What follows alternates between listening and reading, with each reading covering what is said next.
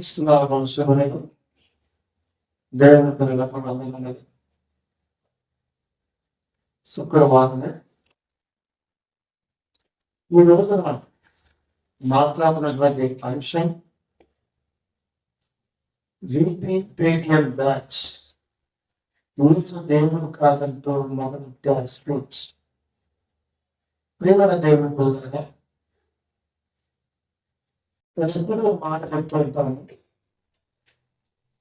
ఏంటంటే క్రీస్తుని నమ్మకం వలన ఒక వ్యక్తికి భూమి మీద బాగా పిలిపించుకోవాలనే ఒక ఆశ ఉంటుంది.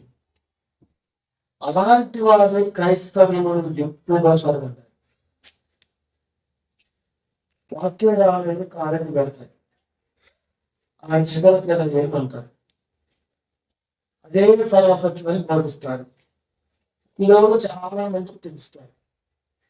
ఇది ఒక ఆశ పుట్టింది. నేను కూడా వాళ్ళ దగ్గర సంగ్రహించుకోవాలని. ఇప్పుడు సర్టిఫికేట్ ఇచ్చేస్తాడు, దేశాన్ని పెడతాడు, యేసు దేవుడు అంటూ ప్రకటిస్తాడు. వాళ్ళు ఏం చేశారు? కారణం మా దగ్గర నేర్చుకొని పోయాడు కదా, నీకు ధనం ఉంటే నేను చెప్పి అయిపోయినా చెప్పని సమాధిస్తారు. వాడికి ఏం చేయాలి అర్థం కాదు. ఒక్కటే పాయింట్ ఉంది, ఇంకా యేసు దేవుడు కాదంటే పోవాలా అంతే. ఇప్పుడు కొంచెం ఎక్కడంగా మాట్లాడి గుణం ఉంది కదా, మరి నేను ఎప్పుడు చూద్దాం ఎక్కడా కదండి. మళ్ళా వీలుకొని అయింది. మొన్న చూస్తున్నాను యేసు దేవుడు కాదు. ఏమంటాడంటే, నేను సర్వశక్తిలో ఉన్నాం అనుకొని యేసు దేవుడిని ప్రార్థించాను, కానీ పరిశుద్ధాత్మ దేవుడు సర్వశక్తిలోకి నడిపించాడు.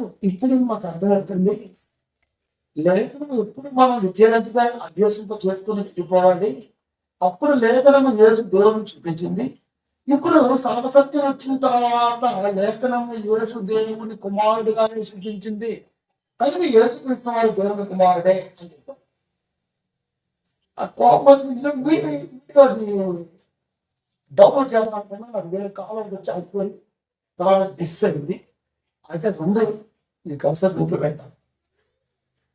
ఏమంటే యేసు దేవుడు అని కొంతకాలం యేసు దేవుడు దాన్ని మళ్ళా మొదలెట్టాడు. మరి సవాలు విసిరాడుగా తీసుకోకపోతే బాగుంది. మరి అందుకే దీనికి వెలుగు పుష్పం ఎప్పుడు చెప్తున్నా ఉంటుంది, నెత్తి మీద వచ్చేత ఉండదు, పాపం పొయ్యి ఉంటుంది, ఇగ్గేసుకుంటుంటాం. నేను అదే చెప్తాను. 15 సంవత్సరాలు సేవ చేస్తుంటాను. అనేక ప్రాంతాల స్వార్థ సభలో యేసుక్రీస్తు వారించి సకలను ప్రకటించి ఈ రోజు ఒక వ్యక్తి మీద కక్షతో యేసును దేవుడు కాదంటూ అల్పజ్ఞానంతో మాట్లాడినది నిర్వహణాలు. పౌరులు తెలుసులాంటి తన చుట్టూ ఉంటారండి. పౌరులు చాలా గొప్పది బాబు. అందుకనే నేను ఈ సమయంలో పరిశుద్ధ ప్రేరణ కలిగి ఏమి ప్రశ్నించకుండా అనేక ప్రాంతాల్లో సువార్తను ప్రకటిస్తున్నాను. రేపు రోజున సాధారణ ఖచ్చితంగా ప్రార్థన చేస్తాను. కనుక నేనైనా మేము పంపే పత్రిక ఏదైనా ఇప్పుడు చెప్పినవి కాకుండా మరణాన్ని చెబితే మీరు నమ్మొద్దండి. అసలుకి అప్పటి ఇప్పుడైతే చాలా ఎగ్జైటింగ్ గా ఉన్నాం. పరిశుద్ధాత్మ ప్రేరణతో ఆత్మీయ బలంతో బాగున్నాం. కొంతకాలం పోయిన తర్వాత మాకు జైలు రావచ్చు, జెండాలు మాకు పుట్టుకు రావచ్చు. అప్పుడు స్వార్థం నుంచి పుట్టొచ్చేమో. కనుక మేమైనా మా నుండి వచ్చే పత్రిక మనం ఇప్పుడు చెప్పి కాకుండా ఏదైనా చెబితే మీరు నమ్మొద్దు. అప్పుడు చెప్పింది రైట్. ఎంత స్టేట్మెంట్ చెప్పండి ఇలాంటి. అందుకేనండి పవన్ కారణం ఏంటి తెలుసా? ఒక మనసు మాత్రమే పవన్ ఎక్కుతుంది. ఎవరు సరే 100. అందుకే ఇప్పుడు తెస్తా చూడండి. నేను ఎప్పుడు చెప్తుంటా, క్రైస్తవులకు బైబిల్ లోపల ఎప్పటికీ రాదండి. ఈ ప్రేమ బ్యాచ్ ఉన్నాయి అసలు దీనికి అసలే రాదు. ఇది ఏమనుకుంటుందంటే తెల్లటి పేపర్ మీద నల్లటి అక్షరాలు జానగుడ్డను మనకు అంచెలు కనిపెట్టాడు కాబట్టి అది ఈ రోజు చాలా డెవలపింగ్ టెక్నికల్ గా అయింది కాబట్టి పేపర్ మీద అక్షరం అనుకున్నాడే కానీ దేవుని సంకల్పం అని మాత్రం అనుకోవాలి. తెలుసా మీకు? అందుకే బాగుపడుతున్నారు. అది అసలు అలా ఆ మాట ఎవరికి చెప్పదు తెలుసా? ఇప్పుడు చెప్పింది మరొకసారి కాదని చెప్తే నేను నమ్ముతాను. ఎంత గొప్ప స్టేట్మెంట్ అండి. వీళ్ళేం చేస్తాడు, ఇటు పక్క పోతే రాఘవేంద్ర వాళ్ళు వేసిన ఒకసారి మనకి కనబట్టలేదు ఫేస్బుక్లో. 15 ఏం చేశారా మీరు? ఏం చేస్తుంటారు? ఏం చేయాలి? యేసు దేవుడిని గొప్పగా ప్రకటించారుగా.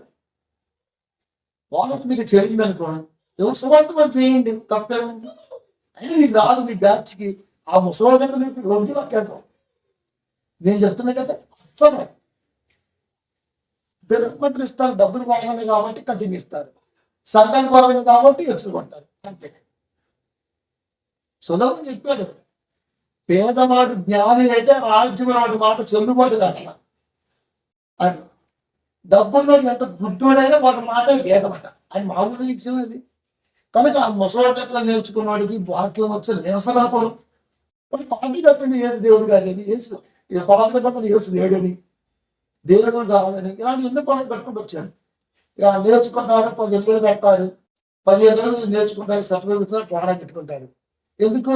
ఇప్పుడు వాళ్ళకి పెళ్లి కావాలి, లేకపోతే వాళ్ళకి ఏమన్నా సంఘం కావాలి, లేకపోతే వాళ్ళకి ఏమన్నా వాళ్ళకి రికగ్నైజ్డ్ కావాలి అని చూపిస్తాడు అంతే. బ్యాచ్ కోసమే బాగుంది. కడుపు అడిగిపోయింది నాకైతే ప్రియమైన దేవుని పిల్ల. పవన్ గారి మాట్లాడడం చెప్పకండి, ప్రపంచం చెప్పండి. నేను బతుకున్న కాలేజీ మూడే అని నువ్వు ఒట్టుకున్న 3 వదిలిపెట్టాలా అంటే అది గ్రాఫిక్ అంటారు. అది పిల్లి పిత్రి వచ్చేదర్శన ఇంకా ఆట అంతా. 2వ దశలోనిక 2:1 సహోదరులారా చెబుతున్నటువంటి ఎంత పొడైన మాట ఉండదు. ప్రభువు దేవుడు ఇప్పుడే వచ్చినట్లుగా ఆత్మవలనను, అది ఆత్మవలన ఎవరైనా ప్రభువు దేవుడు ఇప్పుడే వచ్చింది అని చెప్తారా? ఎందుకు చెప్పాలంటే యేసుక్రీస్తు నేనే చెప్తే ఎప్పటికీ ఆ ఉత్తర కొరియా ప్రాంతంలో వారికి గుళ్ళు కట్టారు. 500 చర్చిలు వరకు ఇప్పటికే ఉన్నాయి. తెలుసా? నేనే యేసుక్రీస్తున్నాను అంతే. నమ్మకం జనాలు ఏమన్నంటే ఎవరి మాట ఉంటారు, జనాలు ప్రేమ వాటర్ లేకపోనండి. ఇది క్రైస్తవులు నేర్చుకోవాలి. నిజం. నువ్వు ఒక వ్యక్తి నేను బాగా చెప్తానని మాట్లాడుకుంటే ఆ రోజు నీకు వాక్యం ద్వారా దశనిక సంఘం కానీ, మాస్టర్లు కానీ, ప్రారంభకాలంలో సంఘాలు కానీ ఎవరిని గౌరవించట్లా. వాళ్ళు చెప్పి వాళ్ళు ఉన్నాయో లేదో వాళ్ళు చూశారు. నువ్వైతే అబ్బా ఆ సభలో జేజేలు పెట్టారు, అబ్బో కడుపు నిండిపోయింది తినమాట. మరి ఇది ఎలాంటి మాట్లాడబట్టి వాక్యం ద్వారా స్వతంత్రంగా ప్రభుత్వం ఇప్పుడే వచ్చి ఉన్నట్లుగా ఆత్మవలన మేము మా యొద్ద నుండి మా యొద్ద నుండి అంటే మేము పంపే పత్రిక మేము రాలేకపోయి ఉన్నాం కాబట్టి పత్రిక పంపాం అంటే నేను మా యొక్క పత్రిక 3 4 అది మా ఎంత అంటే నేనున్నా రాలేకపోతున్నాం కాబట్టి పత్రిక. కాబట్టి నేను చెప్పినట్టే పత్రిక చెప్తే కాబట్టి మా యొద్ద నుండి వచ్చిన ప్రత్యేకమైనను ఎవరైనా చెప్పిన ఎడలా నేనైనా కానీ మాలో ఉండవలసి ఏ వ్యాఖ్యను కానీ ప్రభుత్వం ఇప్పుడే వచ్చిందని ఎవరైనా చెబితే అది ఇప్పుడు రావాలని, సర్వసత్యములకు మీరు రావాలని, సర్వజనులకు రాజస్వాత ప్రకటింపబడాలని, అది తర్వాత అంత రావాలని నేను చెప్పుకుంటూ వచ్చాను. కొంతకాలం పోయిన తర్వాత ఇది ఇప్పుడే వచ్చిందని ఒక నేను చెప్పినా, నేను పంపిన పత్రిక రావాల్సిన మీరు నమ్మద్దు. అంటే టోటల్గా అలా చెప్పే మమ్ములను మీరు నమ్మద్దు. ఈడేమంటాడు? సర్వసత్యంలో నడిపించింది అందుకే అంటాడు. మనమేమో సపటపడుతుంటాం. యాసాలు ఎక్కువైపోయింది మరి. అదే ఈ ఈస్ట్ వెస్ట్ గోదావరికి ఒక వాక్యాన్ని రావండి. బాగా ఎచ్చు పొలాలు ఉంటాయి కదా మరి. ఒక్కడే కొడుకు 30 ఎకరాలు స్థిరాస్తి వడ్డీ వ్యాపారం బోల్ సంపాదించాడు. ఇప్పుడు బయలుదేరాడండి రీతి వలుచుకోండి. అది తెల్లపూడిలో నేను ఫస్ట్ ప్రసంగం చేస్తానంటే కంగారు పడిపోయి నా ముందు ఫోన్ మాట్లాడారు చూసారా బయట ఉంటుంది ఎప్పటికైనా నక్కపోతాను ఇది చెప్తున్నా. అందుకే మిమ్మల్ని చెయ్యండి చెయ్యండి రెస్ట్ లేకుండా ఒక్క సంవత్సరం కష్టపడున్నాను. అది మీ యజ్ఞతకే వదిలేస్తున్నాం. నేనైతే రేపు కష్టపడుతున్నా. ఒక ప్రసంగాన్ని వేదంతో కంటున్నా. మీరు ఎంతవరకు న్యాయం చేస్తారంటే మీ ఆలోచన వదిలేస్తున్నాం. అది నా వంతుగా ఏం చేస్తున్నాను ఎవరితో ఏం పంచుకోవట్లేదు మీరు తట్టుకోలేదు అందుకోలేదు నన్ను గుర్తుపెట్టుకోండి. అంత తోటున్నారు ఎక్కడ తొఫైలో చెప్పట్లా ఎవరితో మాట్లాడట్లా ఏమి తెలియట్లా ఏం చేస్తున్నామో నాకు మాత్రమే తెలుస్తుంది. ఎందుకు తెలుసా ఇలాంటి బ్యాచ్ని పట్టుకునే అది కాబట్టి మన దేవుడి పిల్ల పౌరుగా కాదు నిజమే కాదు చెప్తానండి. అలాంటి చెప్పేసా సరసత్వంలోకి వచ్చాం వాక్యాన్ని బట్టి చూస్తే అని చెప్పేసి నువ్వు అది ప్రేమగా దేవుని పొందాను. ఇలా చెప్పడం వాళ్ళకి ఏమరిగింది ఆ మాట వాయించింది ఎవరు? పరిశుద్ధాత్మ దేవుడు. పరిశుద్ధాత్మ దేవుడి మాటని తృణీకరించి మాట్లాడుతున్నామంటే నీకు ఈ వ్యవస్థ తెలుసా తెలియదా? 12:32 మాథ్యూ మనుష్య కుమారునికి విరోధంగా మాట్లాడడానికి పాప క్షమాపణ కాదు కానీ యేసుక్రీస్తు వారిని ఎవరినన్నా పోనీలేని దేవుడు వేశాడు. పరిశుద్ధాత్మకు విరోధంగా మాట్లాడడానికి పాప క్షమాపణ లేదు చెప్పేశాడు. అక్కడ పరిశుద్ధాత్మ ప్రేరణతో పలికిన మాటలను తృణీకరించి తిరిగి ఆయనే సర్వసత్యములు వినిపించడం వలన మేము ఈ రోజు సర్వసత్య పరిశీలకులు అయ్యామని ఎవరు చెప్పుతున్నారు? అందుకే ఆదివారం ఏం పెట్టింది సార్? యేసుక్రీస్తు వారు మనుష్య కుమారుడా దేవుడి కుమారుడు అని పెట్టారు. సహజంగా క్రైస్తవుడు ఏమనుకుంటాడంటే ఇది ఒక మనకి ఎవరు కామెంట్ పెట్టలేదండి.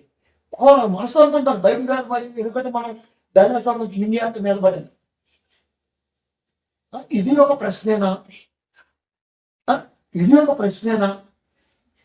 అక్కడక్కడ మనిషి కుమారుడు ఉంది, అక్కడక్కడ దేవుని కుమారుడు ఉంది. ఇదే ప్రశ్న. అసలు నీకు మనిషి కుమారుడు పదాలకి అర్థం చేశా? దేవుని కుమారుడు అనడానికి నువ్వు ఎలిజిబుల్ క్యాండిడేట్లేనా? అది ఒక అంశం. తాత ఊడి సన్ని ఎంత ఊడిద్దని నీకు రాస్తామా? రాత్రి 1:30 తెలుసా? ఈ రెఫరెన్స్ అన్ని క్రోధం ఎక్కడికి అవుతున్నారండి. 4 రోజుల ఆలోచన అనంతరం 11 to 1:30 రాత్రి ఇంకా రావడా మెసేజ్ కోరి దగ్గరికి ఎవరైనా దూరి క్వశ్చన్ చేస్తాడేమో అని చెప్పేసి అక్కడ మంది అడుగుతున్నాం. ఏం చెప్తున్నాడు దేవుడు దాన్ని? ప్రియమైన దేవుడికి వెళ్ళాలి. ఎంత జాగ్రత్తగా ప్రసంగాన్ని తీసుకొస్తామో తెలుసా? సరే మనిషి కుమారుడికి విరోధంగా మాట్లాడగలిగే తీర్థం ఇదేదో కలిగి చేద్దాం. పాప క్షమాపణ కాదు కానీ పరిశుద్ధాత్మకి ఆల్రెడీ శాపగ్రస్తుడు. ఇంకా నీ దగ్గర ఉన్న సంఘం మొత్తం శాపం బాగుందండి. అది లాస్ట్ లో కన్ఫర్మ్ చేస్తాం. మనిషి కుమారుడు దేవుడి కుమారుడు ప్రశ్నించారు. ఆ వారు మనం తీసుకొస్తాం. కాబట్టి ఇప్పుడు సర్వ సత్యములోకి నడిపించినటువంటి దేవుడు ఏమని చెప్పారు? బైబిల్ అందుకే చెప్తుంటో బైబిల్ అనేది వాడి ఆంధ్రలో అమ్మవాడు. అది ఏమోనండి క్షమే కదా చదివితే పోలా అనుకుంటే కాదు. రాయబడిన మాటలో నీకు అర్థం కాకుండా గుచ్చి రాశారు. అక్కడ ఇంత స్పష్టంగా బైబిల్ దగ్గర క్రైస్తవుడు ఎవడున్నాడంటే లోపల నాకైతే ఎవరు అది ఒక రెఫరెన్స్ దాటిపోవాలంటే అది నీకు అర్థమైందా? ఇది చదువుతాను. ఒక రెఫరెన్స్ బయట చదువుతున్నావు, ఒక రెఫరెన్స్ దాటిపోతావంటే నీకు అర్థమైందా? అర్థం అయితే పోవాలి. అర్థం కాకపోతే అర్థం చేసుకున్నంత అక్కడ ఆగాలి. లేకపోతే ఎట్లా? పరిశుద్ధాత్మ వ్యతిరేకంగా మాట్లాడుతున్నాడు. సర్వసత్యమును నడిపిస్తాడు. యేసుక్రీస్తు వారు చెప్పారు, నాకు టైం అయిపోయింది, నేను వెళ్ళిపోతున్నా, ఆదరణకర్త సంచకరి వారిని మీరు తోడుగా ఉంటాడు, ఆయన నిన్ను సర్వసత్యములకు నడిపిస్తాడు అని చెప్పి ఒక చిన్న లైన్ వెళ్ళిపోయాడు. పాపమైన పాపం బైబిల్ అదని బాబు చదవటం ఎన్నిసార్లు మెచ్చుకుంటా. ఉదయం మీకు ఏమైంది బాబు, మీకు ఏమైనా తెలిసెక్కిందా? చదువుతున్నప్పుడు మీకు ఏం అర్థం కాదా? ఆనాడు ఏం చేశారండి వాళ్ళు? ఆ ఆత్మ ఏ కాలమును ఎట్టి కాలమును సూచించుచు వచ్చెనో దానిని పరిశీలించిరి. వాక్యం ఏ కాలం, ఎట్టి కాలం, సందర్భం, సంయోచితం ఏంటి అని తెలిస్తే ముందుకెళ్ళాలి. చాలా తెలియదు మనం అడవుతుంది. ఇదే అందుకే చెప్తున్నా, జీవిత కాలంలో బైబిల్ చదవటం కంప్లీట్ తప్పదు. చదువుతునే ఉండాలి. విద్యార్థి అంటే చదువుతునే ఉండాలి. ఎందుకు కంప్లీట్ అవుతుంది? కంప్లీట్ చేశాను అంటే నువ్వు అయిపోయినట్టుగా, నువ్వు కౌంటర్ స్టార్ట్ అయింది. అది కంప్లీట్ దేవుని ప్రజలే. ఇప్పుడు యేసుక్రీస్తు మాట మనం ఆలోచిద్దాం. ఎందుకు పరిశుద్ధాత్మ వ్యతిరేకంగా మాట్లాడే వాటికి పాపక్షమాపడి దేవుడు కనుక ఆ యేసుక్రీస్తు వారు ఏమని మాట్లాడుతున్నారో చూద్దాం. 11:14 వచ్చినది. అయితే ఆయన చెప్తున్నాడు, అనగా సత్య స్వరూపమైన ఆత్మ వచ్చినప్పుడు మిమ్మును సర్వసత్యములో నడిపించును. అంటే యేసుక్రీస్తు వారి కాలంలో ఉన్న వారి సర్వసత్యములో లేదనా? ఆ పాయింట్ ఆలోచించగలం. యేసుక్రీస్తు వారి కాలంలో ఉన్నవారు సర్వసత్యములో లేదనా? యేసుక్రీస్తు వారు వచ్చిన తర్వాత కదా జ్ఞానం బహిర్కృతమైంది. అంధకాలంలో ఉన్నటువంటి ఆ కాలంలో క్రీస్తు రాబట్టు వెలుగు వచ్చేసింది కదా. మళ్ళా ఎందుకు చెప్తున్నాడు? నడిపించును, సర్వసత్యములోకి నడిపించును. అంటే సర్వసత్యములో నడిపిస్తున్న నేను ఇక్కడి నుంచి వెళ్ళిపోతా కాబట్టి అదే వేరే ఆయన కొనసాగిస్తాను అంటే భావం. మనం పాజిటివ్ ఆలోచిస్తామా? అసలు మన పాజిటివ్ దృక్పథం ఉంటాం. మన దేశం నుంచి నెగిటివ్ మనీ ఉండే ప్రతి యాంటీ నెగిటివ్స్ వస్తామండి బాబు. మహానుకోవట్లేదు జీవరాశులు నిజంగా ప్రతి మన శక్తికి చెడుగానే కనపడింది. దాన్ని డిస్కషన్ ఎక్కువ చేస్తుంటాం. మనం ఏం పని ఉందంటే మనం ఏదో చేస్తాం. అలాంటప్పుడు దైవ గ్రంథులు ఎలా నింపబడతాయి వాక్యంతో? ఛాన్స్. అది చాలా మంది ప్రయత్నాలు పాపం బెచ్చగా అయిపోయారు. మాట్లాడుతూ మిమ్మల్ని సర్వసత్యమును నడిపించును అని మాట్లాడుతూ ఈ పరిష్కారం అయినా ఆ పరిష్కారం దేవుడు తనంతట తానే ఏది బోధింపగా మీరు చెప్పేవన్నీ మీరు వేదిని వింటున్నారో, ఆయన వేదిని విన్నారో వారినే బోధిస్తున్నారు. తనంతా తను ఏం చెప్పట్లా, ఆయన ఏదినైతే వింటున్నాడో వాటినే మీకు బోధిస్తున్నాడు. సంభవించిన సంగతి మీకు తెలియజేస్తున్నాడు. జరిగే వాటిని మీకు చెప్తారు. కింద మంచిగా 14 వచ్చినప్పుడు ఆయన నా వాటిలోని తీసుకొని, ఎంత క్లియర్ కట్గా ఉందండి బాబు. నా వాటిలోనికి తీసుకొని భూలోకానికి సంబంధించిందా, పరలోకానికి సంబంధించిందా, ఆత్మ శరీరం ధరించుకొని కనబడిన ఆకారానికి సంబంధించిందా, ఆకారమే లేని ఆత్మ అల్లాడుచున్న ఆలోచనకు సంబంధించిందా? వేరేమి మాకు అక్కర్లేదు. రాయబడిన అక్షరంలో యేసుక్రీస్తు వారు దేవుడు అని చెప్పుకోలేదు. ఇది ఉంటే నేను నమ్ముతున్నాను. నువ్వెవరు నమ్మటానికి? నువ్వు నమ్మితే అంత నమ్ముకోదు అంత గెలిగా కొట్టించుకుంటున్నాడు ఏంటి నువ్వు నమ్మాలని? వీరి మీద బెల్లప్పు నా వాటి నుండి తీసుకొని మీకు తెలియజేయన కనుక నన్ను మహిమపరచును. పరిశుద్ధాత్మ దేవుడు మాట్లాడిన ప్రతి మాట యేసుక్రీస్తు వారు బోధించగలిగినది క్లియర్ కట్ కదా. 40 మంది ప్రవక్తలు, 28 మంది అపోస్తులు అంటే వీళ్ళందరూ కలిసి బోధించేది పరిశుద్ధాత్మ ప్రేరణతోనే. ఈ పరిశుద్ధాత్మ దేవునికి నేర్పింది యేసుక్రీస్తు వారే. ఎప్పుడు నేర్పాడు? ఆ నేర్పింది 12 మందికేగా. అదే మరి సేవలు అంటే అదే చెప్పాడు. నేను చెప్తున్నాను, దేవుని మనసు ప్రసంగం ఎవరికి అర్థమిస్తాను. ఎందుకంటే మనుషులు ప్రేమించే జాతి ఉన్నంత వరకు వాక్యాన్ని ప్రేమించేవాడు పుట్టుక రాడు. చౌడు నేలలో పంటను పోయలేవు, ఇసుక నేలలో పుచ్చకాయ తప్ప ఏ పంట ఆయన వాడికి ఇష్టం లేదు. అది అక్కడ దేవుడు చెప్తున్నమాట. పరిశుద్ధాత్మ దేవుడు పలికాడు అంటే యేసుక్రీస్తు వాటిలో నుంచి తీసుకున్నాడు. ఇప్పుడు యేసుక్రీస్తు వాటిలో నుంచి తీసుకున్న ఆయన యేసుక్రీస్తు వారి దగ్గర నేర్చుకున్నాడు. అపోస్తల బ్యాచ్లో లేడు, పౌలు గారి బ్యాచ్లో లేడు. ఇది ఎప్పుడు వచ్చాడు? పెంతెకోస్తు పండుగ వచ్చాడు. అంతకుముందు క్రీస్తు దగ్గర నేర్చుకున్నాడు. అంటే క్రీస్తు ఎక్కడి వాడో, ఎలాంటి వాడో, క్రీస్తు గురించిన సంగతులు పరిశుద్ధాత్మ దేవుడు అనేక ప్రవక్తల ద్వారా ఎలా ప్రవశింపజేశాడో మనం తెలియాల. అంతేవిధంగా ఆ బొంకురి గారి ఉండు, నేను 1,00,000 రూపాయలు ఇస్తా అన్నాడు. అక్కడే నువ్వు క్షణం అయిపోయింది. ఇప్పటి వరకు ఎవరైనా ఈ ఛాలెంజ్ చేశానండి? ఈ ఛాలెంజ్ చేశాడా?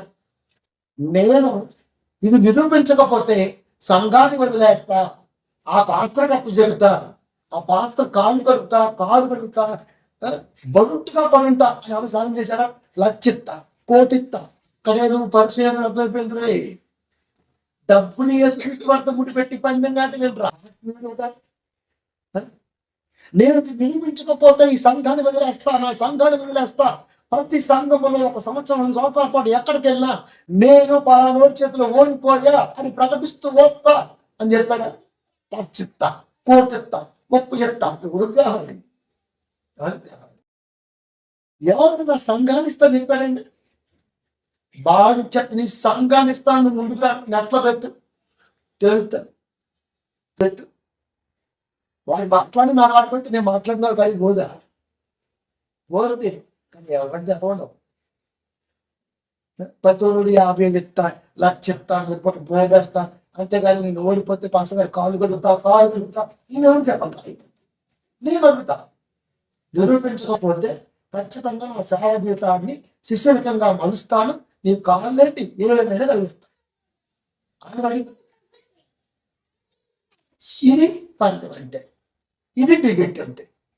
ఎన్నిసార్లు చెప్పామండి మాట? కనుక పరిశుద్ధాత్మ దేవుడు నా వాటి నుంచి తీసుకున్నాడు. నా దగ్గర విన్న సంగతులే మీకు బోధిస్తున్నాను. ఇప్పుడు క్లియర్ కట్గా వచ్చారు. అసలు తప్పించాల్సి ఉంటుందా? 2వ పేతురు 1:29 మనుషుని ఇచ్చన పట్టి కలగలేదు కానీ ప్రవశించిన ప్రవర్తన, నోట పలికిన ప్రవచనము మనుషులు ఇచ్చతో కలిగింది కాదు కానీ మనుషులు పరిశుద్ధాత్మ వలన ప్రేరేపింపబడిన వారి దేవుని మూలముగా పలికిరి అన్నారు. ఎన్నిసార్లు ఉంటాం మనం? పరిశుద్ధాత్మ వలన ప్రేరేపింపబడిన వారే దేవుని మూలముగా పలికిరి అన్నారు. నువ్వు డైరెక్ట్ గా దేవుని గారికి వెళ్ళిపోయావు. ఎందుకంటే నీకు వార్త రాదు కాబట్టి. యేసుక్రీస్తు ఏం చెప్పారు? 16:14 సర్వసత్తులు వినిపిస్తున్నటువంటి ఆయన అంతటా నేను బోధించగా నా వలన వేటిని వాటిని బోధించును, నా వాడిలోనికి తీసుకొని ఏవైతే విన్నాడో, నేను ఏవైతే చెప్పానో వాటిని తీసుకొని బోధిస్తాడో. 1:29 పరిశుద్ధాత్మ వలన ప్రేరేపింపబడిన వారై దేవుని మూలముగా పలికిరి. పరిశుద్ధాత్మ వలన ప్రేరేపింపబడిన వారై, పరిశుద్ధాత్మ దేవుడు యేసుక్రీస్తు వారి దగ్గర నేర్చుకున్నారు, యేసుక్రీస్తు వారి నుంచి తీసుకున్నారు. దేవుని మూలముగా పలికిరి. ఎక్కడికి వేశాడు? పరిశుద్ధాత్మ దేవుడు మాట్లాడిన మాటలో దేవుని స్థానం యేసుక్రీస్తు వారికి ఇచ్చి మాట్లాడలేదా? నువ్వు డైరెక్ట్ దొరకగలిగిపోతుంటే యేసుక్రీస్తు వారు ఏం చెప్పారు? నన్ను చూస్తే ఆయన్ని మీరు నీకు డైరెక్ట్ గా పని ఉంది అసలుకి. నీ ప్రార్థనే ఫిల్టర్ అవ్వాలి. నువ్వు డైరెక్ట్ గా దేవుని అప్రోచ్ అవ్వలేవు. నీ ప్రార్థనే పరిశుద్ధాత్మ దేవుడి ఫిల్టర్ చేస్తే కానీ వెళ్ళదు. ఆ పరిశుద్ధాత్మ దేవుడికి నేర్పిన యేసుక్రీస్తు వారిని పరిశుద్ధాత్మ దేవుడు పేతురు గారి ద్వారా దేవుని మూలముగా పలికిరి. ఆ దేవుడి దగ్గర వినిన సంగతి క్రీస్తు నేర్చుకుంటే, ఆ క్రీస్తులోని వాటిని పరిశుద్ధాత్మ దేవుడు తీసుకుంటే, ఆ పరిశుద్ధాత్మ దేవుడు మనుషులకు ఆత్మ ప్రేరణ కలిగించి క్రీస్తు వాటిలో నుంచి చెప్పాడు అన్నది 1:9 కాదని దర్పంగా అర్థం చెప్పండి. ఇది డైరెక్ట్ గా దేవుడికి దేవాలయం క్షమించి అసలు దేవుడికి డైరెక్ట్ పోతుంది. మధ్యలో ఫిల్టర్ చేసి ఆయన ఉన్నాడు కదా, ఆయన ఫిల్టర్ చేసిన తర్వాత వెళ్ళాలి కదా. కాబట్టి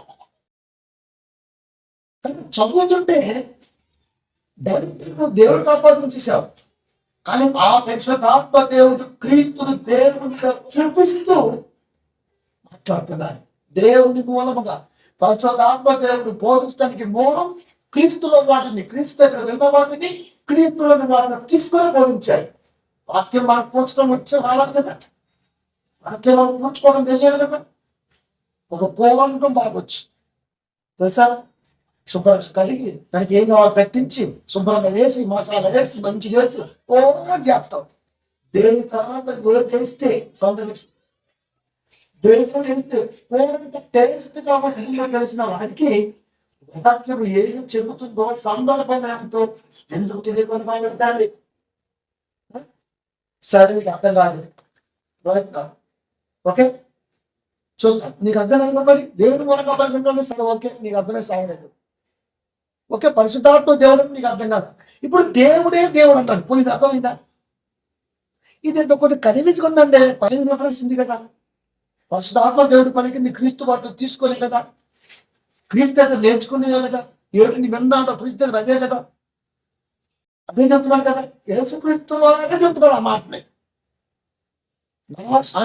తనంతా తను ఏమి బోధించడం నా దాంట్లోకి తీసుకొని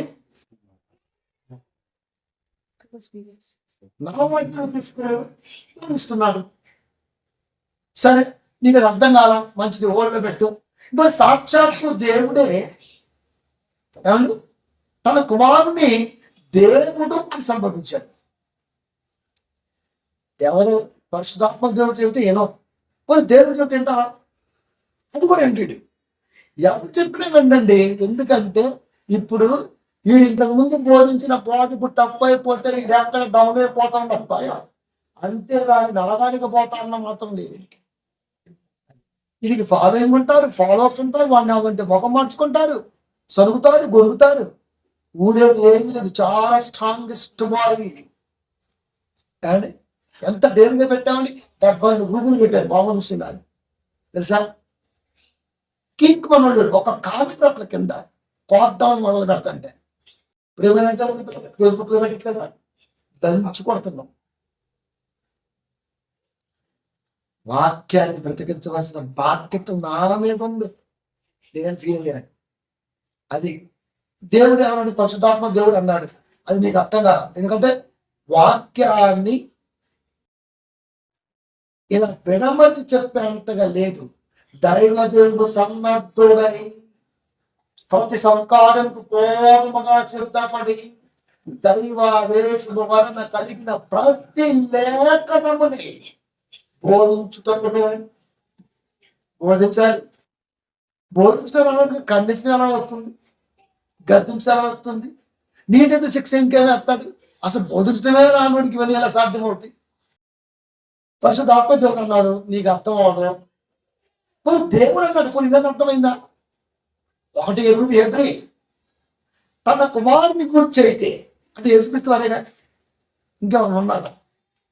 తన కుమారుని గురించి అయితే దేవా దేవా దేవుడు తన కుమారుని దేవా అని పిలుస్తున్నాడు. నీకేమైంది మాయలో, దేవుడు దేవా అన్నది ఎత్తుకోవట్లేడు. ఎవడో నేర్పి రాసుకొచ్చుకొని అవే పాఠాలుగా పాఠ్యాలుగా సంఘంలో చెప్పుకుంటూ పోతే నీకేమొచ్చింది. దిగాల్సిన టీ దగ్గర ఏమైతే అది అయింది నీకు. దేవా నీ సింహాసనము నిరంతరము నిలుచున్నది, నీ రాజదండము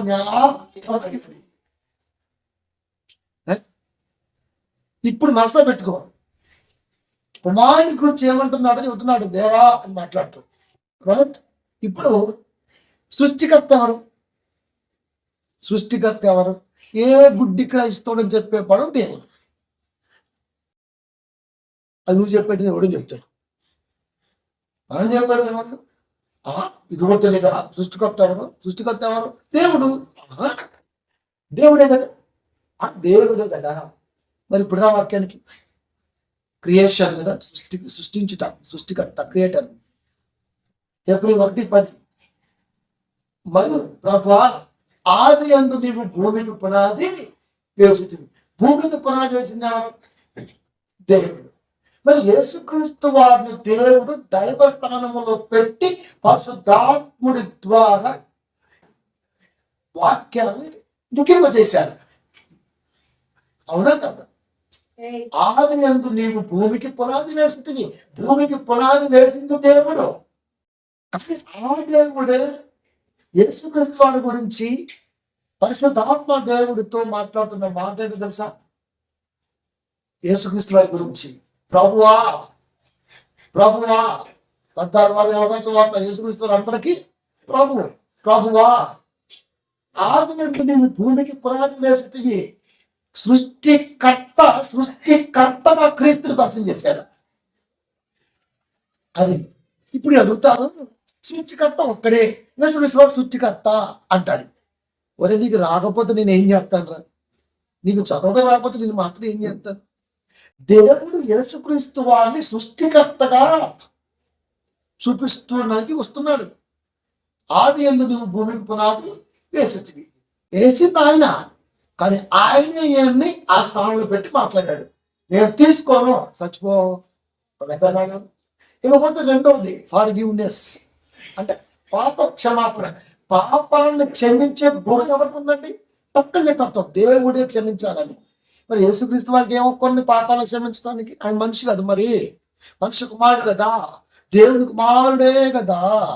పాపాలను క్షమించేకి ఎవరు ఇచ్చారు? ఆ దేవుడు ఇచ్చాడు. అవునా?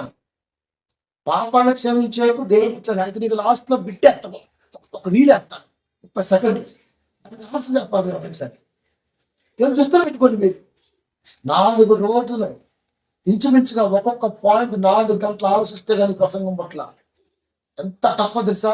ఇప్పుడు రాసే ఆదివారం ప్రసంగం ఇంకా టఫ్. నాకు పిల్లలు పాపాన్ని క్షమించేది ఎవరు? తప్పు చెప్పారు దేవుడు అని. మరి యేసుక్రీస్తు వారికి పాపాన్ని క్షమించే హక్కు ఎవరు ఇచ్చారు? యేసుక్రీస్తు వారిని పాపాలు క్షమించే స్థాయిలో ఎవరు పెట్టారు? యేసుక్రీస్తు వారి పాపాలు క్షమిస్తున్నాడు అంటే ఆయన అర్థం చేసుకునే ఏ స్థాయి గలవాడు నువ్వు? వీటికి ఆన్సర్ లేదు మన దగ్గర. ఉందా? ఇంకేంత నీకు లాస్ట్లో బుక్ అయిపోతాం అంతే, ఒక్క దీనిపోతే అంతే. తర్వాత ఫర్గివ్నెస్ ఎవరు ఇస్తారు? క్రీస్తు వారు చెప్తున్నారు, దేవుడు నీ పాపములు క్షమింపబడున్నవి అని ఆమెతో నీ భర్తను మీరు అయ్యాలేడు అట్లా జరిగింది. వీడియోసాలండి.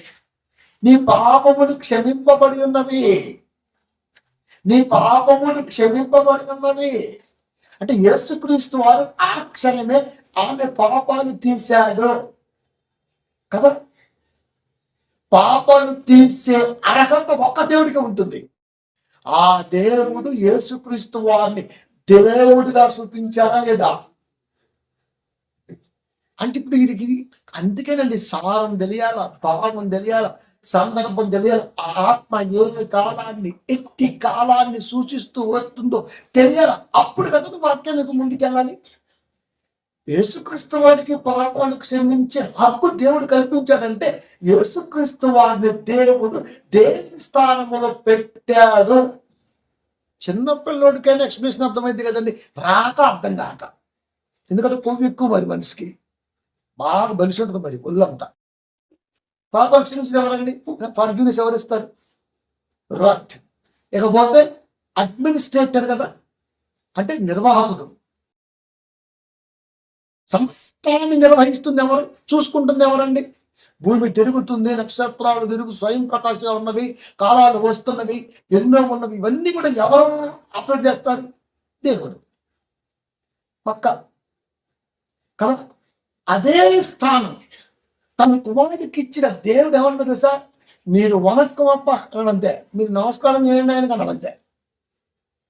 సృష్టికర్త, సృష్టిని కలిగించిన ఆయన, సృష్టిని లయం కాకుండా చూస్తున్న ఆయన తన కుమారుడైనటువంటి లోకములో ఆకారమందు క్రీస్తుగా కనబడుతున్నాడే వడ్లవాని కుమారుడు, మనిషి కుమారుడు, లెక్కలేని వాడు, అలాంటి వాడికి నీ దృష్టిలో ఇచ్చిన ఘనత తెలుసా?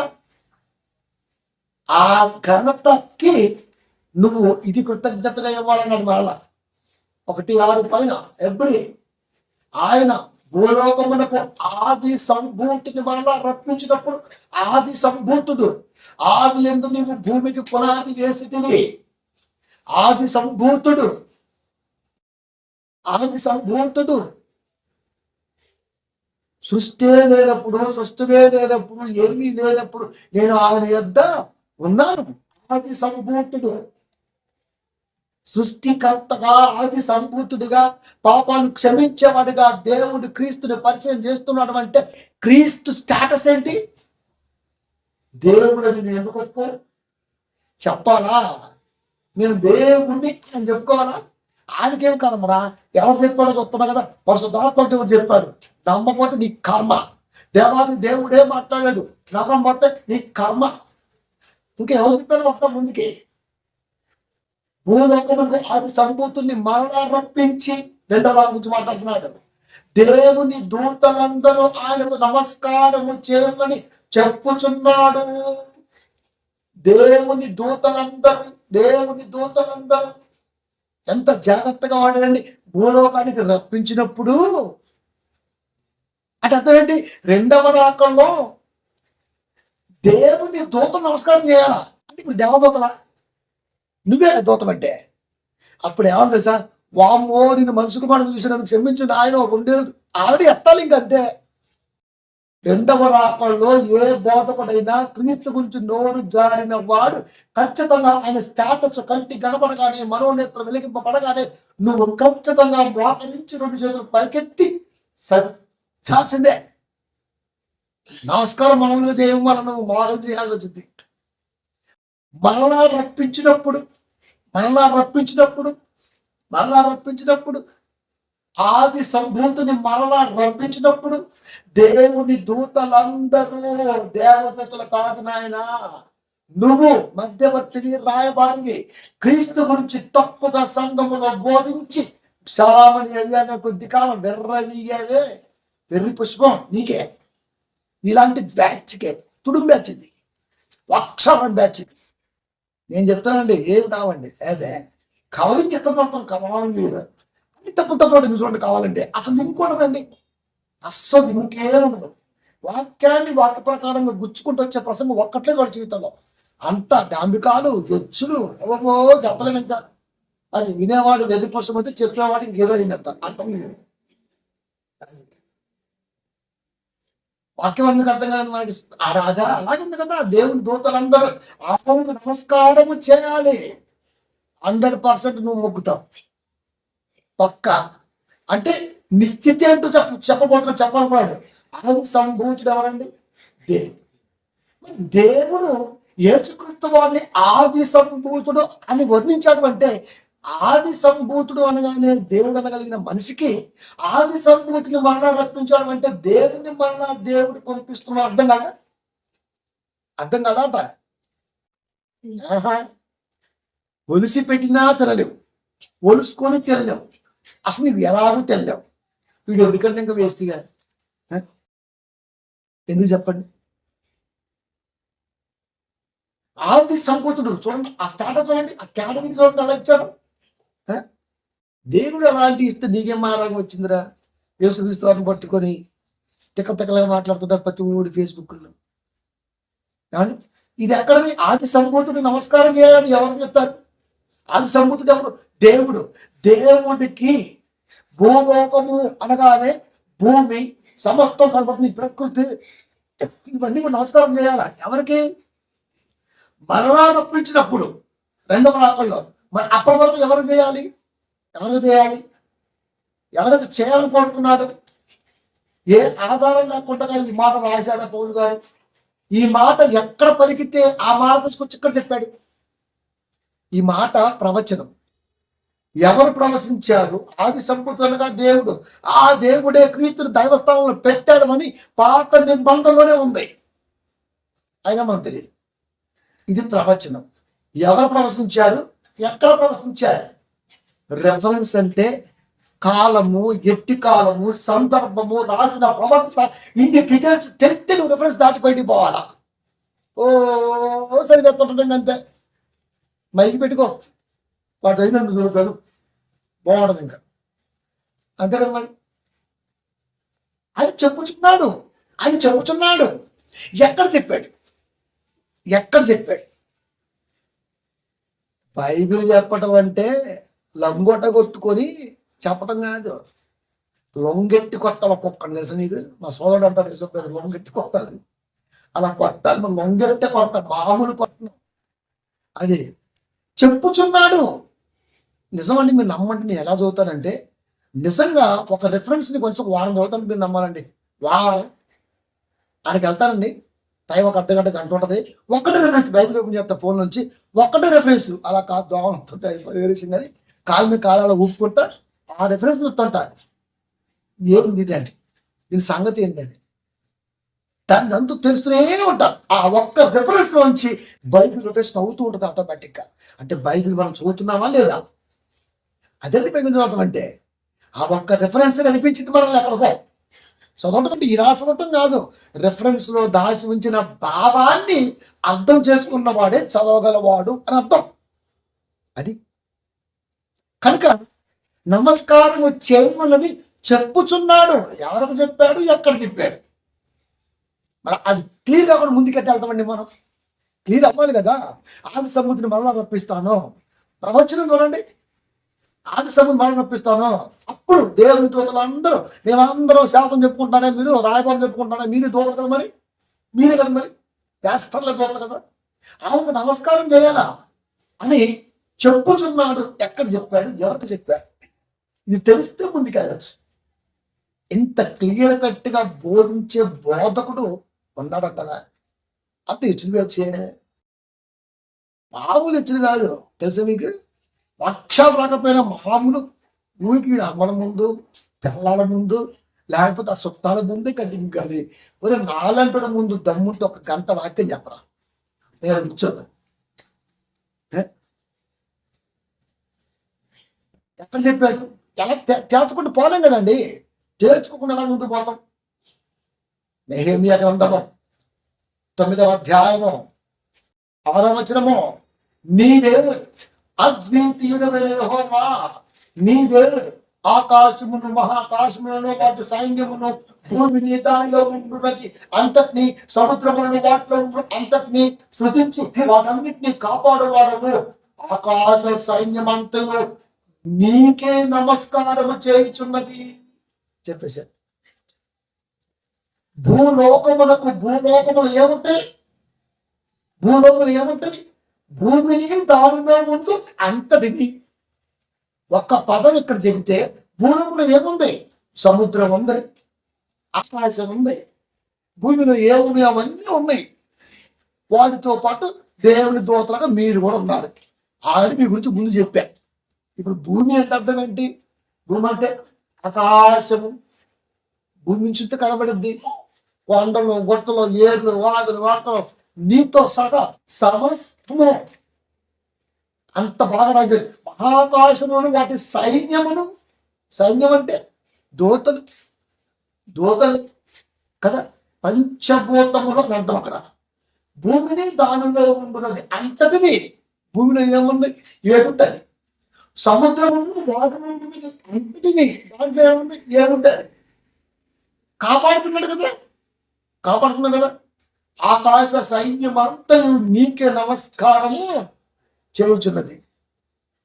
ఆకాశ సైన్యం ఎవరు? దూతలు. ఆ దూతల్నితో నిన్ను కూడా దూతగా పోల్చాడు. ఆకాశ సైన్యాలు ఎవరు? పంచభూతాలు దూతలు. మరి నువ్వెవడివి? నువ్వు దూతే. నువ్వు తోతే అది ఎలాగో నమస్కారం చేస్తున్నాయి. దేవుడు ఏం చెబుతాడు ఏం విందామని ఆయన ముఖాన్ని చూస్తూ ఆజ్ఞ కోసం ఆజ్ఞ కోసం చూస్తున్నాయి. మరి నువ్వు కింద ఒకటో జీవి పంది తల పైకెత్తలేదు, కిందే చూస్తుంటుంది, లోకాన్నే చూస్తుంటుంది, లోకంలోనే పోతుంటుంది. ఆ టైం ఇప్పుడు ఈ తోత అంతే. కాబట్టి అక్కడ చెప్పిన దాన్ని నీకు అర్థమయ్యే భాషలో ఒక్కటే ఒక్క లైన్లో పౌలు గారి ద్వారా దేవుడు రాయించి పెట్టేశాడు. నువ్వు నమస్కారం చేయాలా, నమస్కారము చేయుచున్నది అక్కడ కంటి అవుతుంది. నువ్వు నమస్కారం చెయ్యాలి, రాబోతున్నది ఫ్యూచర్ టెన్స్. చెప్పని చెబుతున్నాడు కదా, కంపారిజన్ లేకుండా వాక్యం అలా చెప్తారండి. చెప్పాలి కదా, చెప్పాలి కదా.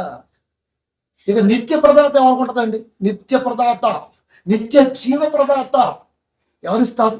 దేవుడి ఇవ్వాలి, దేవుడి ఇవ్వాలి. మరి యేసుక్రీస్తు వారు నిత్య ప్రదాతగా దేవుడు చూపించాడంటే యేసుక్రీస్తు వారు నువ్వే అర్థం చేసుకున్నావు. నిత్య ప్రదాత, నిత్య జీవం ఇచ్చేది ఎవరంటే దేవుడు. దేవుడు ఇవ్వాలి. నిత్య జీవం ఇచ్చేది ఎవరంటే దేవుడు. మరి ఆ నిత్య జీవ ప్రదాతగా క్రీస్తు వారిని దేవుడు పెట్టాడంటే దేవుడు ఏ ఉద్దేశంతో పెట్టాడు, నువ్వు ఏ ఉద్దేశంతో అర్థం చేసుకుంటున్నావు? మిగతా వాళ్ళని ఎవరు ఎందుకు పెట్టట్లా? ఓ దావీదుతో అన్నాడు, ఒక సొలొమోనుతో అన్నాడు, ఒక పేతురుతో అన్నాడు, ఒక పౌలుతో అన్నాడు, నువ్వు నా కుమారుడు అని. మనం కూడా దాన్ని ఆపాదించుకుంటూ ఉంటాం దేవుని కుమారులుగా. మరి మనకు లేనిది ఒంట్లవారి కుమారుడుగా ఆకారమందు మనుషుగా కనబడ్డ ఆ వ్యక్తుల్ని నువ్వేమర్థం చేసుకోగలవు? అదే అడుగుతున్నాడు ఆయన. లైఫ్ గివర్ కదా ఇంగ్లీష్లో, నిత్య జీవ ప్రదాత. ఎవరుకుంటారో అర్హత. అసలు నిత్య జీవాన్ని ఇవ్వాలంటే ఎవరివ్వాలి? దేవుడు ఇవ్వాలి. నువ్వే చెప్పేవారు యేసుక్రీస్తు వారు దేవుడని. సన్నాసి బోట చెప్పకుండా చెబుతున్నాడు, ఇది మళ్ళా కాదంటాడు. ఆ మాట ఎందుకో సర్వసత్తులకు వచ్చినాక చాలా చూశానండి అంటున్నాడు. నీ బొచ్చలేదేడా, నీకెందుకు కట్టింది? బొచ్చు కూడా కట్టు కొడితే బాగుంటుంది, నీకు లేదే లేదు, నీకెందుకు రా కదా. పాపం అండి అది. వీడి ఖచ్చితంగా నరకలిపోతాను నేను తీసుకెళ్తాను సంఘాన్ని. సువార్త 10-20 ఇప్పటికే చూస్తామనరా, ఎన్ని ప్రసంగాలు చేయాలని బాబు యేసుక్రీస్తు వారి మీద. ముందుకు వెళ్దామంటే ఈ దరిద్రులు దొరుకుతుంటారు. ఇంకా నేను వాటికి నిత్య ఉపయోగించుచున్నాను గనుక అవి ఎన్నటికి నశింపవు, ఎవడను వాటిని నా చేతుల నుండి అపహరింపదు. నేను వాటికి నిత్య జీవం ఇచ్చుచున్నాను. ఏదెవరండి ఇవ్వటానికి? అది చూద్దాం. నిత్య జీవం ఇచ్చేది ఎవరయ్యా అంటే దేవుడు. నిత్య జీవం ఇచ్చేది ఎవరయ్యా అంటే దేవుడు. ఇది ఎక్కడుంది? మరి తెలియదు కదండి. యేసుక్రీస్తు వారు ఇస్తున్నారంటే దేవుడు కదా నిత్య జీవ ప్రదాత, ఫర్కి కదా, లైఫ్ గివర్ దేవుడు కదా. నిత్య జీవ ప్రదాత ఎవరండి? దేవుడు. ఆ దేవుడు పాత నిబంధనలో ఆ మాట చెప్పి కొత్త నిబంధనలో యేసుక్రీస్తు వారికి ఆ హక్కును ఇచ్చాడు అంటే యేసుక్రీస్తు వారిని దేవాది దేవుడు ఏ స్థితిలో నిలబెట్టారో నీకు తెలియాలా? తెలియాలి కదండి. మరి నిత్య ప్రదాత ఎవరు? తుప్పు చెప్పేస్తాం అంతే. దేవుడు ఇంత పెద్ద గాజు కప్పు వేసుకొని ఎక్కడున్నమాట తెలియదు. నోటికి ఎంత మాట్లాడతా కానీ రెఫరెన్స్ అడిగితే మాత్రం గుడ్డలు పెడతాం అంతే. కోడిగుడ్డు వచ్చేట్టు చెత్త బయటికి. నిత్య ప్రదాత ఎవరు? దేవుడు. ఎక్కడున్నమాట? ఆ మాట ఎక్కడ చెప్పాడు? తెలిస్తేనే ఆ దేవాది దేవుడు యేసుక్రీస్తు వారికి దీన్ని ఎలా ఆపాదించాలో నీకు అర్థమవుద్ది. ప్రతి రెఫరెన్స్ కి ప్రవచనం చూపిస్తా. ఏదైనా చూడు బైబిల్లో నీకు కోతేస్తాను. ఎందుకు? మేము అలా నేర్చుకున్నాం. మంచి పాట. నేర్చుకున్నటకు నీ యొద్దనే యేసు కూర్చునే విందునయ్యా. మేము యేసు దగ్గర నేర్చుకున్నాం. నీ వీళ్ళగా వేసేవాడి దగ్గర నేర్చుకోలేదు. అందుకే పౌలు గారు మాకు ఎవడు ఏమి నేర్పలేదు తెలుసా. ఎంత బాగా గమాలీయులు పాలన దగ్గర నేర్చుకున్నా ఏం నేర్పాడు? కంటి పట్టిపోయినట్టు నేర్పాడు. అంతేకాదు ఇంతవరకు ఏం నేర్పల. కనుక ఈ జ్ఞానము గమాలీయులు నేర్పింది కాదు, నాకు దేవుడే. ఎంత గొప్ప ఓడండి, ఎంత గొప్ప ఓడండి. ఆయన మా గురుగారండి. చెడిందనుకో వాడెవడో గురిగండి ఉండే ఏ రన్ అవుతుంది లోపల. అది ఆడు ముసలాడు పని అయిపోయి నీకు ఎందుకు వాడిని పడి ఎడతారు, ఆడికి రాలేదు, ఏదో ఏడ్చాడు, కొద్ది కాలం ఎట్టకొచ్చాడు, సరే కొద్ది కాలం పట్టుకొచ్చాడు, బాగానే ఉంది.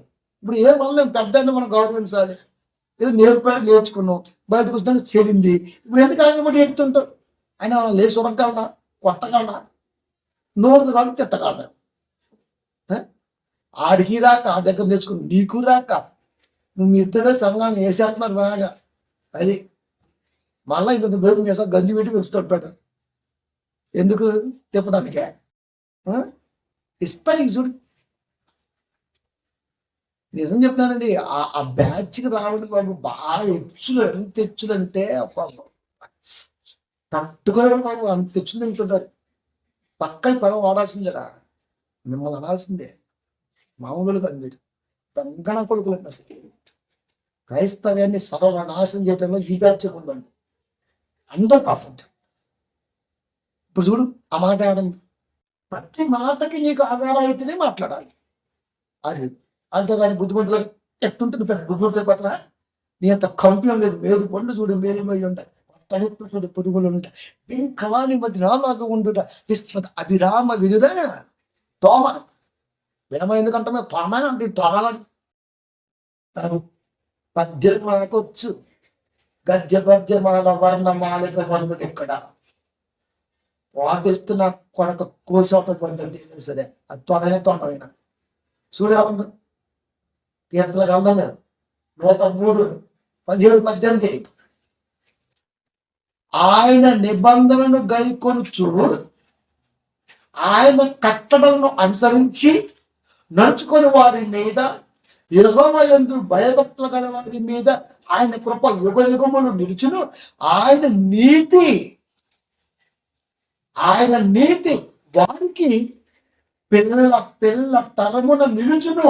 యేసుక్రీస్తు ఏమన్నారండి 10-20 సంవత్సరాలు, ఎవడును వాటిని నా చేతిలో నుండి అపహరింపడు, వాటికి నిత్య జీవం ఇస్తున్నాను గనుక అవి ఎన్నటికీ నశింపవు.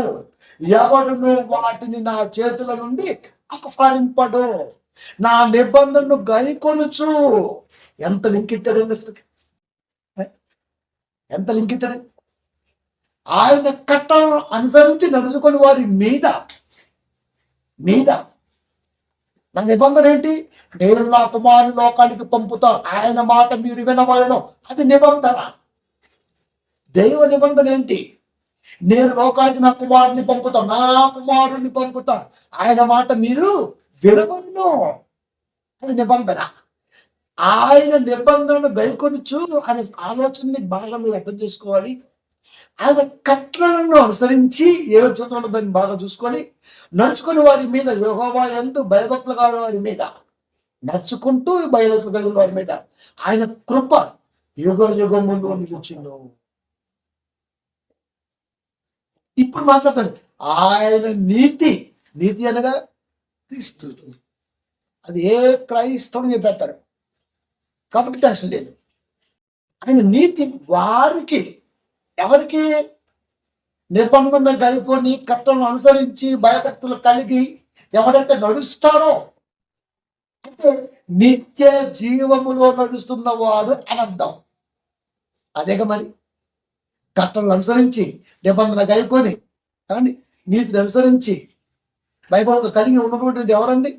నిత్య జీవం గలవారే కదా, మరి వాళ్ళే కదా. నీతి వారికి పిల్ల తరమున నిలుచును. ఇప్పుడు యేసుక్రీస్తు వారు నిత్య జీవం ఇచ్చేవాడు నేనే కనుక అవి ఎన్నటికి నశింపు అని చెబుతూ, ఎవరినో వాటిని నా చేతిలో నుండి అపహరింపడు, పిల్ల తరాలకు నిలుస్తుంది అంటే క్రీస్తు చేతుల నుండి వాటిని ఎవడు అపహరింపలేదు కనుకనే అవి నిలిచాయి. ఎంత బాగుందండి బాగుంది. కట్టుకథ చెప్తున్నానా, పిట్టకథలు చెప్తున్నానా, వచ్చులు కొడుతున్నానా, డాంపికాయలు కొడుతున్నానా, నా కొనక అన్న పదం ఖచ్చితంగా వాడుతున్నాను, 100% వాడతా. నువ్వు క్రీస్తుని కాదంటే మూసుకుని చూడాలా? నువ్వు మొన్న నా కొడుకు కాబట్టి ఆ మాట అనగలిగావు, అదే చెప్తున్నాను నేను. అంతే. వడ్డీ వ్యాపారం చేసేవాడిని వడ్డీ వ్యాపారం అంటారండి, వ్యాపారం చేసేవాడిని వ్యాపారస్తులు అంటారండి. నువ్వు మొన్న కాబట్టి నువ్వు మొన్న నా కొడుకు అంటున్నా, తప్పేమో. అంతే, నా కంటికి అలాగే ఉంది మరి కదా.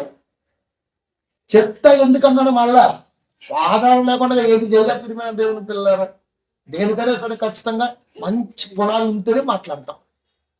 ఓకే, మీకు ఒక విషయం చెప్తా 2 ముక్కల్లో. ఏలియా గారు, మోషే గారు, క్రీస్తు వారు ఈ ప్రాంతాన్ని విడిచి నిర్గమం గురించి మాట్లాడుతున్నారు. బాగా వినండి. ఏలియా గారు, మోషే గారు ఎప్పుడు ఎప్పుడు విడిచిపెడతా లోకాన్ని అంటే శిలువ మరణం గురించి ఆడడానికి ఉన్నారు వాళ్ళు. మనం బైబిల్ చదువుకుంటూ వచ్చేసాం. ఇప్పుడు ఇదే ఏలియా గారు 450 మంది బయల్జెబూలు ప్రవక్తలను చీల్చి చెండాడాడు, అపహాసము చేయించు వచ్చాడు. వాడు నిద్రపోతున్నాడు, లేకుండా వాడు ఎవడో నిద్రపోతున్నాడు, మీరు నమ్ముతున్నాడు ఎవడో వాడు బయల్జెబూలు గారు, వాడు నిద్రపోకుండా లేపడు. ఎంత వెటకారం అండి ఏలియా గారు, అపహాస్యం, వెటకారం మామూలుగా లేదు. అలాంటి ఏలియా గారి ఆత్మ మరలా వ్యవహారంలో చూపించాడు దేవుడు. అంటే ఏలియా అంటే ఎంత ఇష్టం, అది ఎంతకాలంగా కనబడిందా? సవ్వాలుగా స్వీకరించే దమ్ము నీకుందని అడిగాడు, అంతే. నీరు బయటరా పోసాడు, ఆవు తిరిగాడు, వేసాడు, అంతే. అది రాసిపోయింది, అంతే. మరి ఎంత ఎటకారం చేసేవాడికి ఎలా వచ్చిందండి జ్ఞానం? ప్రార్థన ఎలా అయినాడంటే, నీకు ఎటకారమే కానీ ఆయనకు మమకారం. నా కొలకన్న పదం నీకు బాధే కానీ ఆయనకు అబ్బు మామిడి బాగా దించాడు రా. మామిడి ఒకటి ఉండాలి లోపల, ఈడు కావాలి నాకు అనుకున్నాడు దేవుడు. అంతేకాదు మరి కావాలంటారా దేవుడికి నేను అది కదా. ఎంత లింక్ ఉంది? 10:28కి 103, 17, 18 కీర్తనకి ఎంత లింక్ ఉంది? చదవటం రాదు, భావాలు తెలియదు, నానా రాగం బట్టి చెప్తున్నాను. ఇక వదిలి 2 Timothy 4:1 దేవుని ఎదుటను సజీవుల ఎదుటను మృతులకు తీర్పు తీర్చు క్రీస్తు యేసు ఎదుటను. యేసుక్రీస్తు వారు తీర్పు తీర్చున్నాడంటే తీర్పు తీర్చేది ఎవరండి? దేవుడు. మరి యేసుక్రీస్తు తీర్చున్నాడు, యేసుక్రీస్తు వారు దేవుడు కనుక ఆ దేవుడే యేసుక్రీస్తు వారికి దైవ స్థానాన్ని అంటగట్టారు కనుక, పెట్టారు కనుక, అది నీకు అర్థం కాదు కనుక. 50వ అధ్యాయం 6వ వచనం కీర్తన, దేవుడు తానే న్యాయకర్త ఉన్నాడు, ఆకాశము ఆయన నీతిని తెలియజేస్తున్నది. న్యాయకర్త, జడ్జి, నరులకు సజీవులకు మృతులకు తీర్పు తీర్చు యేసు ఎదుట, క్రీస్తు ఎదుట జడ్జి. ఆ జడ్జి జడ్జి స్థానంలో పెడితే నువ్వెవడో ఆ ఎడ్జిలో పెడతావు? నీ వాక్యం ఇలా చెప్పుకుంటూ పోతే సచ్చూరుకుంటాడు ప్రియమైన దేవుని పిల్లారా, సచ్చూరుకుంటాడు. ఇది ఎలానో చెప్పనా? పాపం అండి, పుట్టుగుడ్డువాడు, చెవిటివాడు, లోపల ఉన్నాడు. పరిశీలి పోవాలి ఎలా ఉంది చెప్పనా? ఏదో భయంకరమైన పాపాలు చేస్తే తప్ప ఎలాంటి పుట్టుక పుట్టడు అని నేర్పించారు. జనం విశ్వసిస్తున్నారు. క్రీస్తు వారికి ఎదురయ్యారు, ఇలా కర్మ కాలింది. క్రీస్తు వారు పట్టుకున్నారు. ఏంటి నానా అని అడిగాడు, అంతే. పట్టుకొని ప్రార్థన చేసే దేవుడిని అడిగితే నోరు వచ్చేసింది, చూడని పడ్డాయి. అప్పుడు వాడు ఏం చేశారు తెలుసా? యేసుక్రీస్తు వారు కాళ్ళు మొక్కాడండి. అదేంటండి నరపూజ చేస్తారు మీరు, ఇలాంటి ముసలావారు ఇదంతా యేసుక్రీస్తు వారిని పూజించవచ్చా? మరి యేసుక్రీస్తు వారు కాబట్టి నీ అమ్మాయి పూజించాలి, నీ ఎవరు పూజించాలని మేము వచ్చి వాడిని పూజించాలి, వాడిని పూజించాలి. పరిశీలన వాడు పెత్తనం చలాయిస్తూ పుట్టుగుడ్డు వాడిని సైతం, వినబడిన వాడిని సైతం నాన్న మాటలు అంటుంటే ఇప్పటి వరకు వాడి వినవా? వాడిని ఏమంటున్నారు? క్రీస్తు వచ్చిన తర్వాత ఆ విషయం తెలుసుకొని వాడికి, ఆ పుట్టుగుడ్డి వాడికి, పుట్టి చెవిటి వాడికి ఆ రెండు తీసివేసి లోకం ఎలా ఉంది అని చూపించినప్పుడు వాడు ఆశ్చర్యపోయి యేసుక్రీస్తు వారికి మొక్కాడండి. తప్పేముంది? మేము దేవుడికే మొక్కుతాం, యేసుకు మొక్క మాకు ఎవడొద్దన్నాడు? అది మొక్కారు. మరి నువ్వు ఎందుకు మొక్క? 9:38 యోహాను సువార్త, అంతటా వాడు ప్రభువా నేను విశ్వసించుచున్నానని చెప్పి ఆయనకు మ్రొక్కెను, ఆయనకు మ్రొక్కెను, ఆయనకు మ్రొక్కెను, ఆయనకు మ్రొక్కెను. ఇప్పుడు మేము మొక్కుతామండి యేసుక్రీస్తు వారిని, మేము పూజిస్తాం. నువ్వెవడో కాదనడానికి నేను పూజలు చేయట్లేదు కదా. నేను అడిగే పూర్తిలే కదా. దేవుడే యేసుక్రీస్తు వారిని దైవస్థానంలో పెట్టాడు కనుక, నీకు అర్థం కాలేదు కనుక, మాకు అర్థమయ్యాడు కనుక, మాకు అర్థమైందా ప్రభు అని మొక్కుతూ, అర్థం కాని చాటలకు కూడా అర్థం చేసుకుంటే బాగుంటుంది ప్రభు, వాళ్ళకు కూడా ద్వారాలు తెలుగు ప్రభు అని ప్రార్థన చేస్తుంటాం. తప్పేముంది? తప్పేముందట? ఇప్పుడు ఎంతమంది చెప్పారండి? దేవుడు చెప్పాడు, పరిశుధాత్మ దేవుడు చెప్పాడు, అపోస్తులు చెప్పాడు, చెప్పారు, ప్రకృతి చెబుతుంది, యేసుక్రీస్తు గురించి ప్రవక్తలు చెప్పారు, శిష్యులు చెప్పారు. ఇప్పుడు ఎవరు చెప్తే నమ్ముతాం? ఇంతమంది చెప్పారు, ఇంకెవరు చెప్పాలి?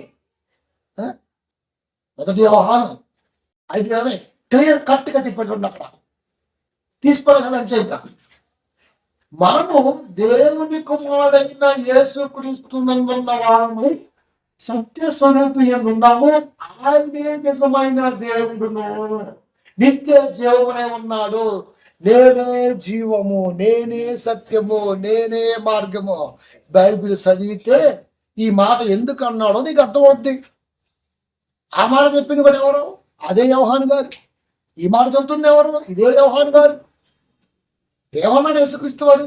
నేనే మార్గము, 14 యోహాను సువార్త. నేనే మార్గము, నేనే జీవము, నేనే సత్యము చెప్పారా? ఆయనే నిజమైన దేవుడును, నిత్య జీవమునై ఉన్నాడు.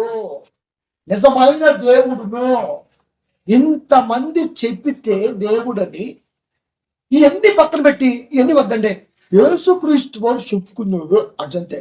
ఈ తొర్రి ఈ బొంకూరు జారివాడు కానీ వీడు బాగా బొంకుతాడండి బాబు. దెబ్బ నాలుగేసుకొని నోరు పోదు దీనికి బొంకుతే ఒకటి ఇంకేడు. ఇంతమంది చెప్పంగా ఇంకెవరు చెప్తే వింటాం? ఆయన చెప్పుకోవాలా? ఆయన తన్ను తాను రిక్తులుగా చేసుకొని దైవ కార్యాలు నిర్వర్తించడం కొరకు లోకంలో ఉంటే, లోకములో ఉన్న ఆయన్ని మీరంతా ఇలా చూడాలని వీరందరి ద్వారా చెప్పిస్తే ఆయన చెప్పాలంట. ఆయన వచ్చింది ఎందుకు? ఎందుకు వచ్చాడు? వాక్యం చదువుతావా? 19వ అధ్యాయము 38 యోహాను సువార్త. సత్యమును గూర్చి సాక్ష్యముచ్చుటకు నేను వచ్చితిని, సత్యము గూర్చి సాక్ష్యముచ్చుటకు నేను పుట్టితిని. ఇందు నిమిత్తం ఈ లోకానికి ఎందుకు వచ్చాడు? సత్యాన్ని గురించి సాక్ష్యం ఇవ్వాలి, అది లోకంలో తెలియపరచని వచ్చాడు. నేను దేవుణ్ణి, నాకు దండేయండి, నేను అందరు నమ్మండి. అసలు నువ్వెవరు నమ్మపోవటానికి? నువ్వు నమ్మితే ఎంత, నమ్మకపోతే ఎంత, కోనికిసుక గొట్టం. నువ్వెంత అసలుకి? మేము నమ్మమ్మ చూడొద్దన్నాడు. నమ్మని ఎడుతాడు ఇక్కడ. దేవుడు, దూతలు, ప్రవక్తలు, ప్రవచనాలు, భక్తులు, ప్రకృతి, శిష్యులు, అపోస్తులు, ఇంతమంది దేవుడని చెబుతూ వస్తుంటే నమ్మకపోతే ఆయన చెబితేనే నమ్ముతా. ఆయన చెప్తాడు ఎప్పుడు తెలుసా? 2వ రాకలో చెప్తాడు. చెప్పాల్సిన అవసరం లేదు. పిక్చర్ బాగా కనబడుద్ది. ఏనా దేవుడు ఆకారం ముందు నడుగా కనబడితే మేము అపార్థం చేసుకున్నాం.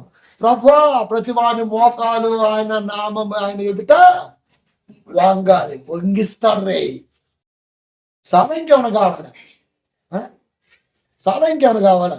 ఇప్పుడు లాస్ట్ క్వశ్చన్ ఒకటి ఇస్తాంరా. ఏంటంటే యేసుక్రీస్తు వారిని లేపింది ఎవరు? దేవుడు.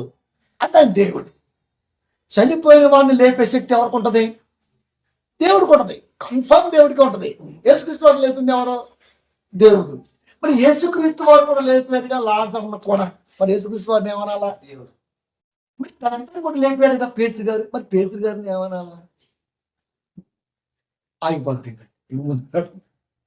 అయిపోయా ఇప్పుడు పోతుంది. అసలు ఇంకా డేంజర్. ఇంకా ఎలీషా గారు చనిపోయిన తర్వాత పాతి పెడితే, సంవత్సరం తర్వాత ఒక సైనికుడు చనిపోతే అక్కడ పాతి పెడతా తగిలి వేసారు. 1 రాజులు 13వ అధ్యాయంలో నీకు కంటి కనబడితే ఇప్పుడు శవం కూడా లేపింది. మరి ఇప్పుడు ఎలీషా గారిని ఏమనాలా? నీకు దమ్ముంటే ఈ 4 ప్రసంగాలు ఏ ఛానల్ యూట్యూబ్లో పెట్టి ప్రపంచానికి జ్ఞానబోధ చెయ్యి. మీసముందనేస్తమా పాటేసుకో, నువ్వు చెప్పు, నేను చేస్తా. దమ్ము క్రైస్తవులకు లేని అదే. వాడు అంటాడు వాడు అంటాడు యేసుక్రీస్తు వారు దేవుడు అంతే కదా, దేవుడు నిరూపించాలని కోరుకుంటారు. అసలు ప్రశ్న అనుకోవడం. ఒరే, ఇన్ని మాటలు నీ కంటికి కనబడుతున్నాయా? నీ అయ్యా ఓ ఎమ్మెల్సీ కాడికి వెళ్ళి బట్టలు తెచ్చుకుంటావు, ఎమ్మెల్యే కాడికి వెళ్ళి డావం తెచ్చుకుంటావు. నీ అమ్మ నువ్వరమ్మా చెప్పేది వాక్యాలు. బొమ్మ పెడితే సంఘాన్ని చేసిన బొమ్మ పెట్టిస్తావు. ఇప్పుడు చెప్పండి రా, దేవుడు అంటే అది లేపేవాడు చనిపోయిన వారిని. దేవుడు లేపాడు, దేవుడు అన్నాం, ఓకే మేము సంతోషపడ్డాం. క్రీస్తు వారు లేపారు, దేవుడు అన్నాం, సరే సంతోషపడ్డారు. మరి పేతురు గారు కూడా లేపారు. ఇప్పుడు పేతురు గారు దేవుడిని సంఘంలో బోధించుకుంటాం దమ్ముంటే, మూతి మీద మేసం లేకపోతే అంటించుకో, కొనక్కొచ్చుకో, ఇగ్గు 30,000 ఉంది, ఇగ్గు పెట్టుకొని చెప్పు. పేతురు దేవుడిగా నువ్వు ప్రసంగం చేయాలి రే. చనిపోయిన ఎలీషా గారి శవాన్ని కూడా దేవుడనే ప్రసంగం చేయాలి. చేస్తాడండి? చేస్తాడు. అంత మగోడేం కాదులేండి. అది క్రైస్తవ బోధకులు అంత మగోళ్ళేం కాదు. మాడా